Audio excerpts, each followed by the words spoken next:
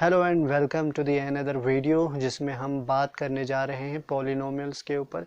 आज हम इस वीडियो में सीखेंगे कि पॉलिनोमियल्स किस एक्सप्रेशन को कहते हैं और किस एक्सप्रेशन को हम पॉलिनोमियल नहीं कहेंगे। तो वो आज इस वीडियो में सीखते हैं। तो चलिए शुरू करते हैं।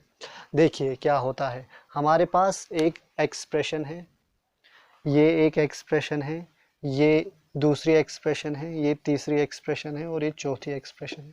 हमें इसमें ये डिस्टिंग्विश करना है कि पॉलिनोमियल एक्सप्रेशन कौन सी है और कौन सी पॉलिनोमियल एक्सप्रेशन नहीं है। पॉलिनोमियल की डेफिनेशन पढ़ रहे हैं हम, ठीक है। पॉलिनोमियल किसको कहते हैं? पॉलिनोमियल में मोनोनोमियल भी आता है, बाइनोमियल भी आता है और ट्राइनोमियल भी आता है, ठीक है।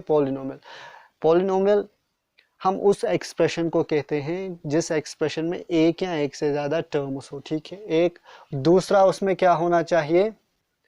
विद नो ज़ीरो कोएफिशिएंट, यानी उसमें जो हमें कोएफिशिएंट मिलेगा वो नॉन ज़ीरो होना चाहिए। यानी ये जो हमारे पास न्यूमेरिकल फैक्टर है 3, यही हमारा इस टर्म का कोएफिशिएंट है। तो ये इसकी वैल्यू एक से ऊपर होनी चाहिए। यानी ये अगर मैं ऐसे लिखूं 0xy तो ये नहीं कहलाएगा हमारा क्या? पॉलिनोमियल, और ये एक्सप्रेशन में भी नहीं आएगा, ठीक है। तो ये पॉलिनोमियल नहीं कहलाएगा। क्यों?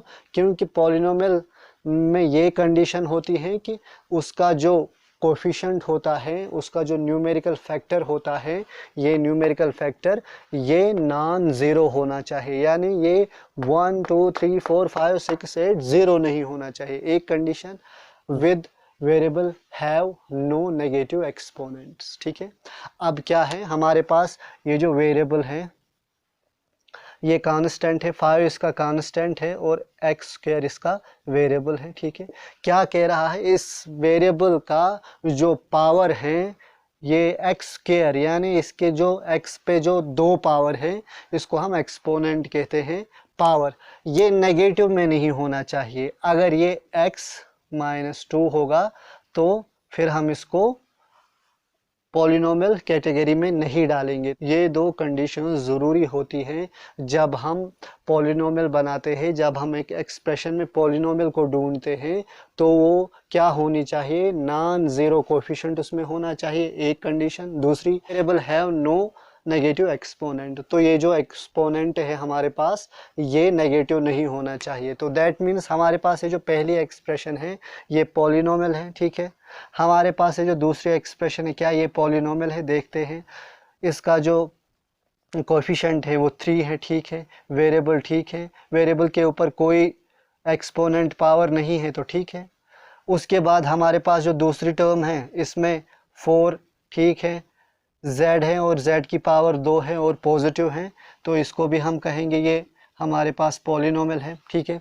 अब हम तीसरी एक्सप्रेशन पे आते हैं और देखते हैं क्या ये पॉलिनोमियल एक्सप्रेशन है या नहीं है। पहली टर्म 4xy - 2, इसका जो एक्सपोनेंट है पावर 2 है वो नेगेटिव है, दैट मीन्स ये पॉलिनोमियल नहीं है। ठीक उसी तरह इसका भी जो एक्सपोनेंट है पावर नेगेटिव में है 3 है, तो ये भी पॉलिनोमियल नहीं है, ठीक है। इतना क्लियर। इन नटशेल हम पॉलिनोमियल एक्सप्रेशन उसको कह सकते हैं, एक ये कि हमारे पास जो न्यूमेरिकल फैक्टर होगा, जो कोएफिशिएंट होगा उस टर्म का, वो 0 नहीं होना चाहिए। दूसरा, हमारे पास जो वेरिएबल का पावर है, एक्सपोनेंट है, वो नेगेटिव नहीं होना चाहिए, वो पॉजिटिव होना चाहिए। अगर ये दो कंडीशंस हमें किसी एक्सप्रेशन में मिलती हैं और उस एक्सप्रेशन की टर्म्स में मिलती हैं, तब हम कहेंगे कि ये एक्सप्रेशन पॉलिनोमियल है। अदरवाइज हम कहेंगे कि एक्सप्रेशन पॉलिनोमियल नहीं है। तो मिलते हैं जल्दी ही अगली और एक वीडियो में, जहाँ पे हम मज़ीद बेसिक मैथ पे कोई एक नया टॉपिक लेकर आएंगे। Keep subscribing the channel.